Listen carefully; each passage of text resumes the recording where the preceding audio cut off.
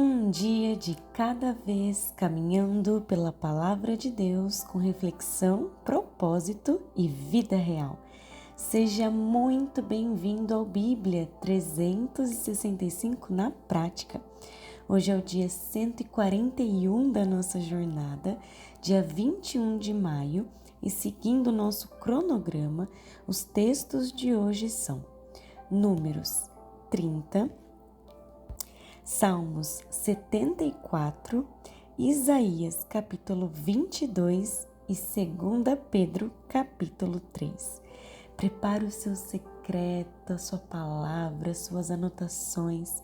Permita que Deus fale ao seu coração. Se esse projeto tem feito sentido para você, siga nas plataformas e compartilhe com alguém que você sabe que precisa dessa palavra. E sem mais delongas, Números capítulo 30. Vemos aqui como Deus leva a sério aquilo que falamos diante dele. Esse capítulo é sobre responsabilidade, sabedoria e peso da palavra.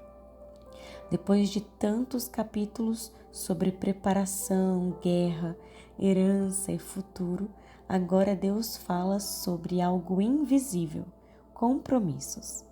Por isso Deus diz: quando alguém fizer um voto ao Senhor, não violará a sua palavra.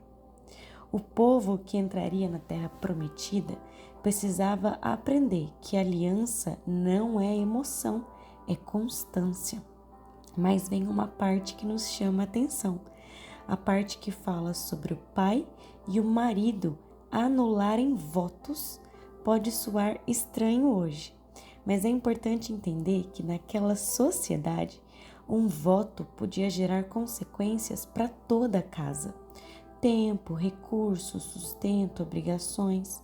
Por isso, existia responsabilidade compartilhada dentro da estrutura familiar daquele tempo. Se o pai e o marido não concordassem com o voto poderia ser anulado diante do Senhor. E eu lembro a primeira vez que eu li esse versículo, eu pensei, se eu moro ainda na casa do meu pai e ele não concordar com um jejum, por exemplo, que eu fiz, eu devo anular, cancelar. E eu lembro que um dia meu pai estranhou um jejum meu e eu falei pra ele, pai, você quer que eu pare? Porque se você falar que quer que eu pare, eu posso. Ele falou, não, filha, pode seguir. E eu lembro que esse versículo ficou na minha cabeça. Mas para nós hoje, é bom entender que nem todo Deus, eu prometo, precisa ser falado. Cuidado para não transformar emoção em voto. Palavras têm peso espiritual. Maturidade também é aprender a não prometer o que você não vai conseguir sustentar. No fim, esse capítulo nos lembra uma verdade muito prática. Deus não procura promessas grandiosas, mas corações íntegros.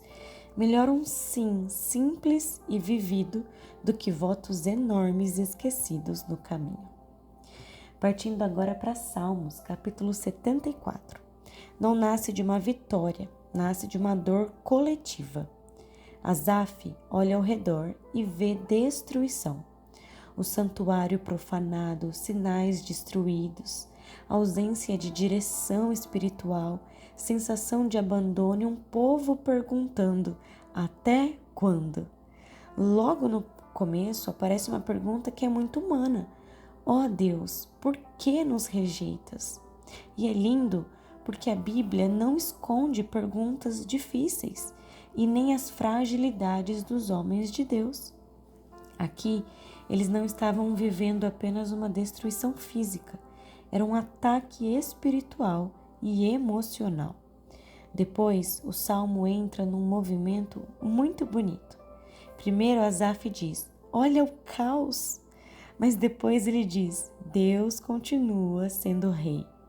Asaf começa a lembrar que Deus dividiu o mar, venceu Leviatã, que é uma imagem de caos, criou o dia, a noite, estabeleceu as estações. Você percebe que ele sai do não estou entendendo o que está acontecendo para eu sei quem está no controle? Até o dia pertence a Deus, até aquilo que parece noite também. No final, Asaf termina com um pedido. Lembra-te da tua aliança, Senhor. Porque quando ele não consegue enxergar sinais, ele se apega a isso, ao caráter de Deus. A gente tem visto várias facetas do caráter de Deus na palavra. Se apegue a isso. Talvez essa seja uma das aplicações mais práticas deste salmo. Quando você não entende o momento, lembre-se das obras. Quando faltar direção, lembre-se da aliança.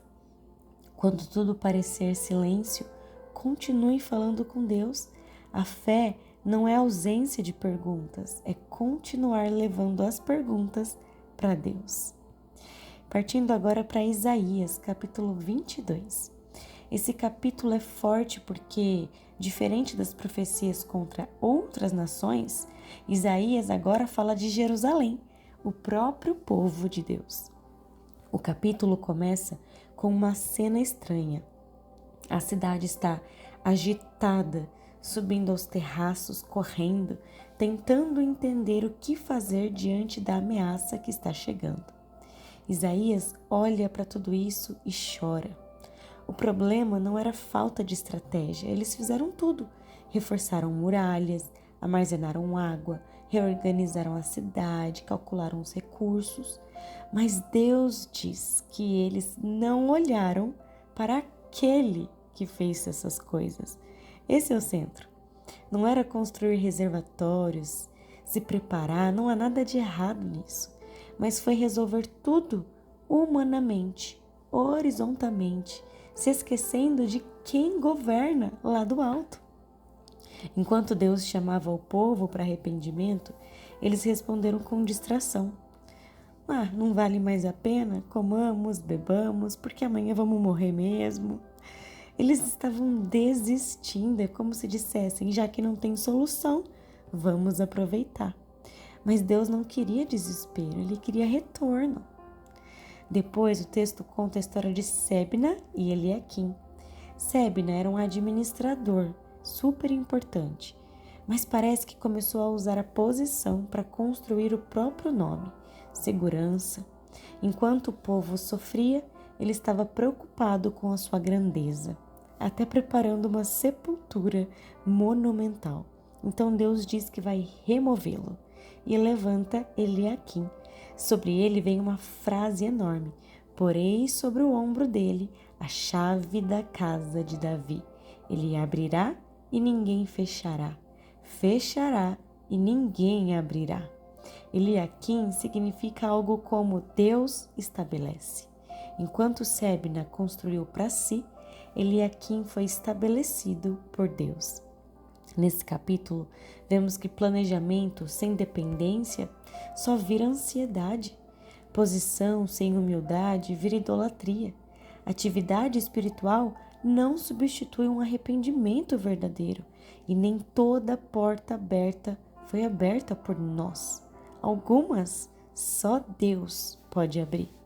Esse capítulo parece dizer como: não construa sua segurança na muralha, construa no Deus que sustenta a muralha. E finalizando agora com Pedro, 2 Pedro, capítulo 3.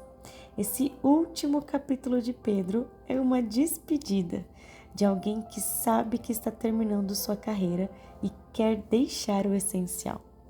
Pedro diz: quero despertar a mente esclarecida de vocês. Ei, não esqueçam do que já receberam. Ele alerta que viriam pessoas zombando. Onde está essa promessa da volta de Jesus? Porque o tempo passou e aparentemente nada mudou. Mas Pedro responde com algo profundo. Deus não mede o tempo como nós medimos. Para o Senhor, um dia é como 1000 anos. E 1000 anos como se fossem um dia. Isso não é uma matemática profética.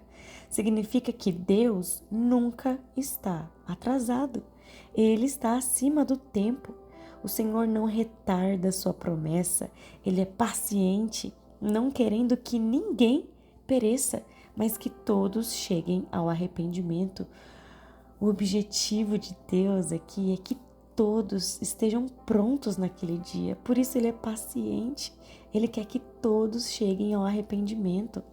Aquilo que às vezes chamamos de demora, Pedro chama de misericórdia. Deus ainda sustenta o tempo porque ainda está chamando pessoas. Pedro também diz: o dia do Senhor virá como um ladrão, e não para gerar medo, mas para gerar consciência.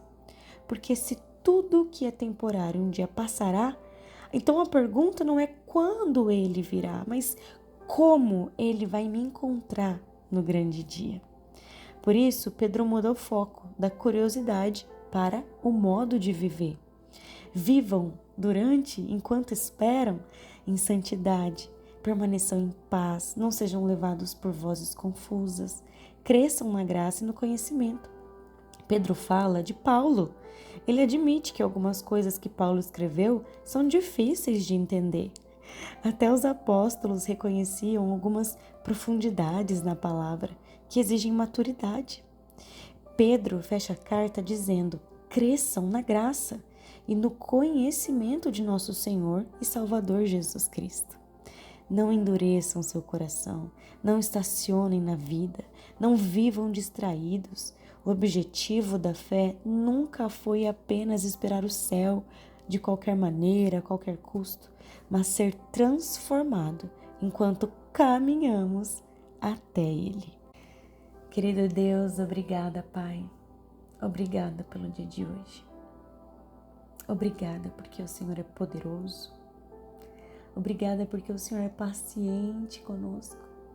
O Senhor nos prepara para aquele dia, nos lapida. Obrigada, Deus. Continue nos surpreendendo, trazendo revelações dos céus que nos transformarão, mudarão coisas dentro de nós que por muitos anos já tentamos mudar, pessoas já tentaram nos alertar. Mas faça aquilo que só uma revelação que vem do Teu Espírito Santo consegue fazer dentro de nós. Que a Tua presença nos transforme dia após dia, Senhor. Em nome de Jesus, cuida da nossa casa, da nossa família, de tudo aquilo que o Senhor tem preparado para nós. Nós te amamos, te adoramos, te desejamos, ó Pai. Em nome de Jesus, amém e amém. Que Deus te acompanhe hoje. Viva essa palavra na prática.